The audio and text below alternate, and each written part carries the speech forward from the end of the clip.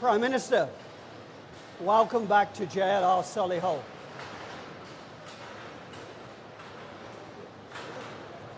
I'm delighted to be here with you again, and with our wonderful colleagues gathered around today as well. This is the biggest car manufacturing plant in the UK. Our incredible company has built cars here for 77 years. British innovation, British design, British engineering, manufactured here in the Midlands for the world, including the US of A. When you were with us just 4 weeks ago, I know you experienced just how wonderful this place was. It has wonderful people, and it produces wonderful luxury products. Your commitment that day was to stand by us to the hilt. Your words, to the hilt. And I'm delighted to be able to signal today that those words have been turned into a tariff deal with North America, with the US of A, which significantly goes towards what we need as a company. It creates the certainty that we need to continue to invest going forward. Not only for JLR, but actually for the whole automotive industry in the UK.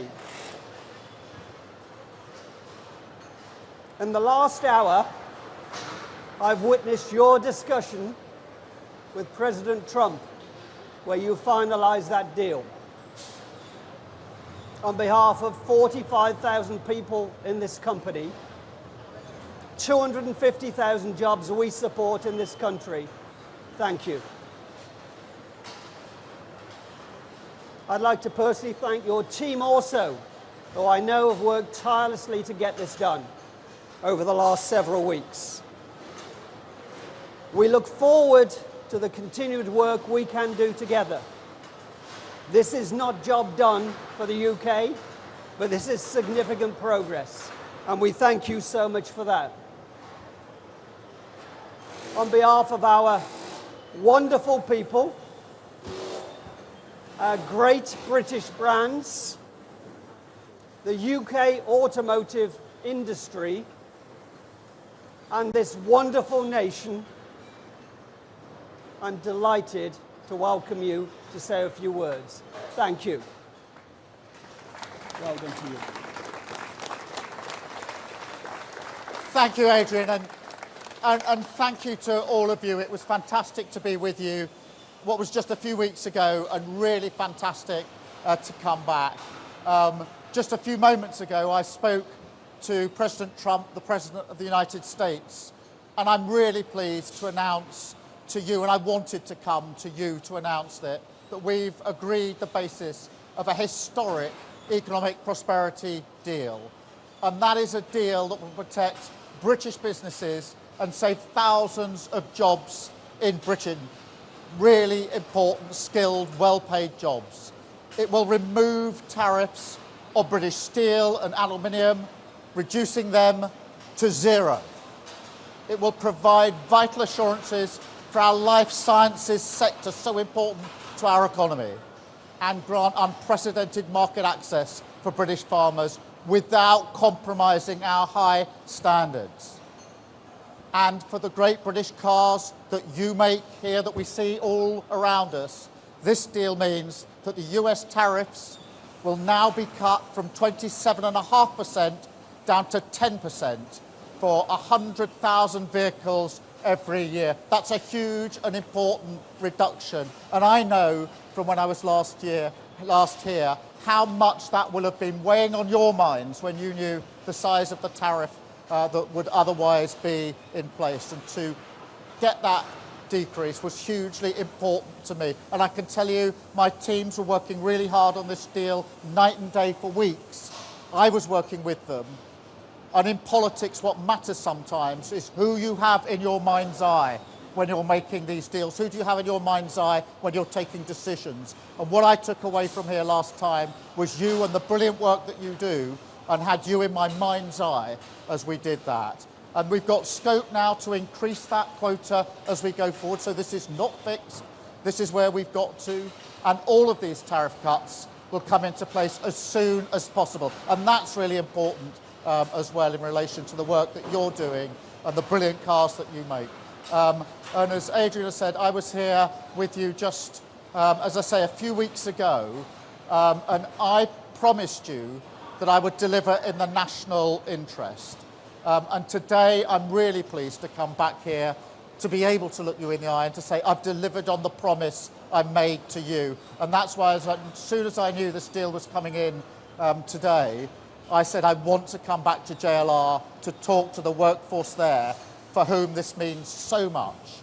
Now, of course, we are the first country to secure such a deal with the United States. And in an era of global insecurity and instability, that is so important. The great challenge of our age is to secure and to renew Britain. And that is what we're going to do. Acting in the national interest, shaping this new era, not being shaped by it. If it's not good for Britain, we won't do it. If it doesn't mean more money in people's pockets, we won't do it. If it doesn't mean security and renewal in every part of the country, we won't do it. But that doesn't mean we're turning inward. Instead, we're sending a message to the world that Britain is open for business, seeking trade agreements with India on Tuesday, with the US today, and working to boost trade with other partners too, including, of course, the EU, with whom we have a really important meeting just a week on Monday, making deals that will benefit working people. And you know, in recent years, an idea has taken hold that you somehow show your strength by rejecting your allies, that you shut the door, put the phone down, storm off. I've had plenty of people urging me to do that, rather than stay in the room and fight for the interests of our country. And I want to be absolutely crystal clear, that is not how this government operates. It's never how we will operate. We don't storm off, we stay in the room and we negotiate and we work for our country with the national interest at the foremost of our mind. Because the other way of working doesn't deliver the benefits that working people need. So I also want to be clear, this is just the start. With the deal we've done today, we can say jobs saved, jobs won, not job done, because we're more ambitious for what the UK and the US can do together. So we're hammering out further details to reduce barriers to trade with the United States across the board. We have £1.5 trillion invested in each other's economies, creating 2.5 million jobs across both countries. And there are so many areas where I think we can do even more than that and put pounds in the pockets of working people across the United Kingdom. As the two biggest services exporters in the world, we will bring down barriers, creating jobs in our thriving sectors in Leeds, in Manchester, London, Birmingham. As the only two Western nations with trillion-dollar tech sectors, we'll go further to deepen the partnership in new technologies to shape the innovations of the next century together and create the jobs of the future. Because look, our history shows what we can achieve when we work together. And what timing for this deal, that we've agreed this deal on VE Day. 80 years ago today, Churchill was addressing the nation at the end of the Second World War, victory in Europe. And we were standing the United Kingdom with the United States on defence and security. And for 80 years, we've been the closest of partners. And today, we've added to that trade and the economy in the special relationship between us, defined by peace and economic prosperity.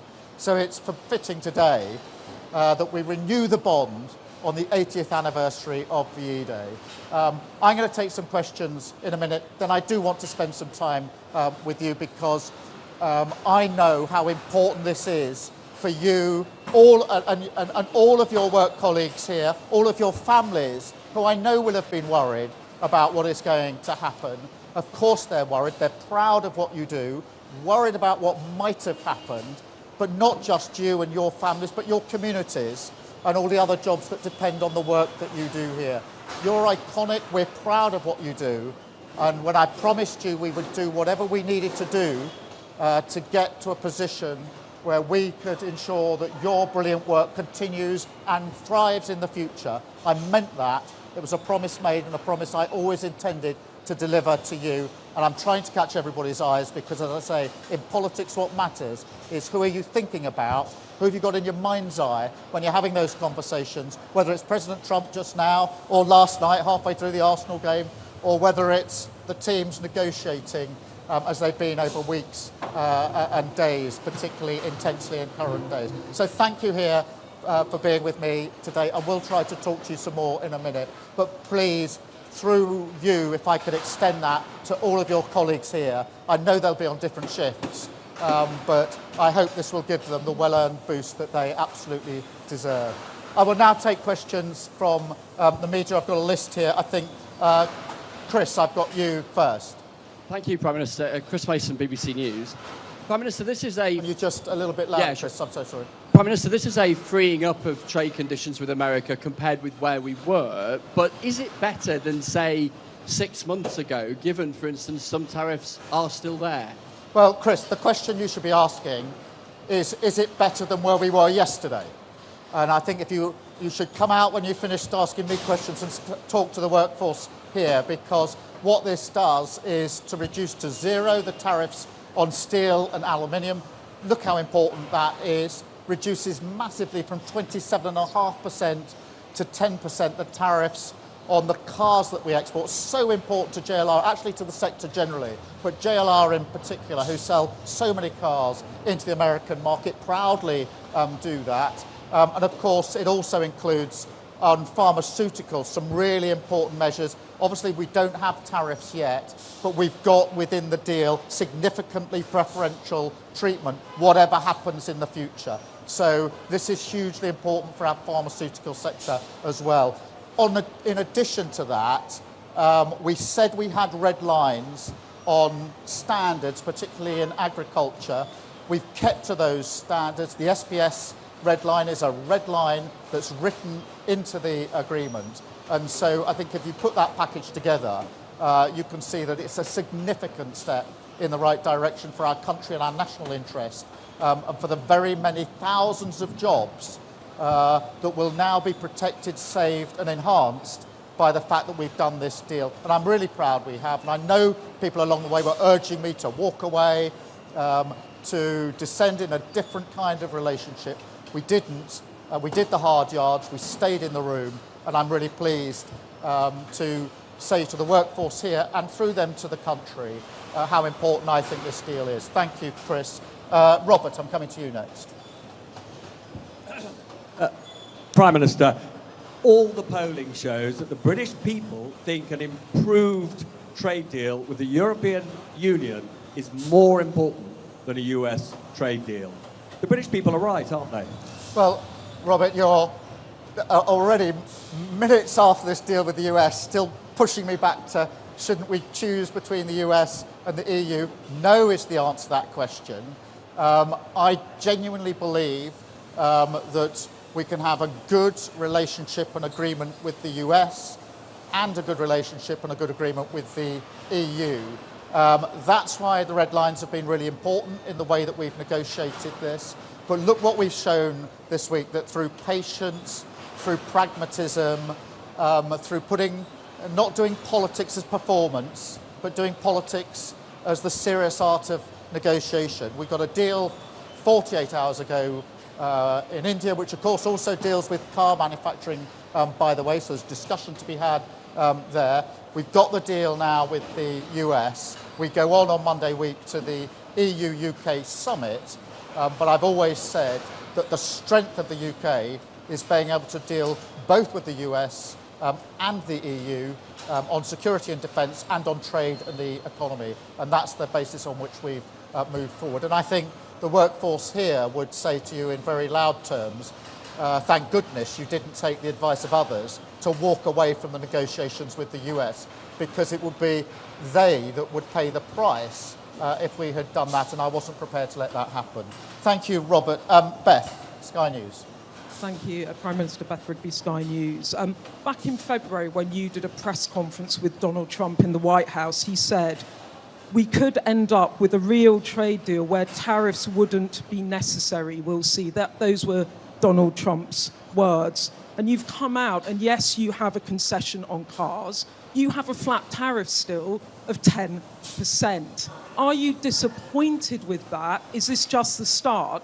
And to those voters last week in the local elections that gave you the worst ever vote share you've had in a set of elections as a Labour Party, what's your message to them? Thank you. Well, my message to them is that we absolutely get the message that they sent last Thursday.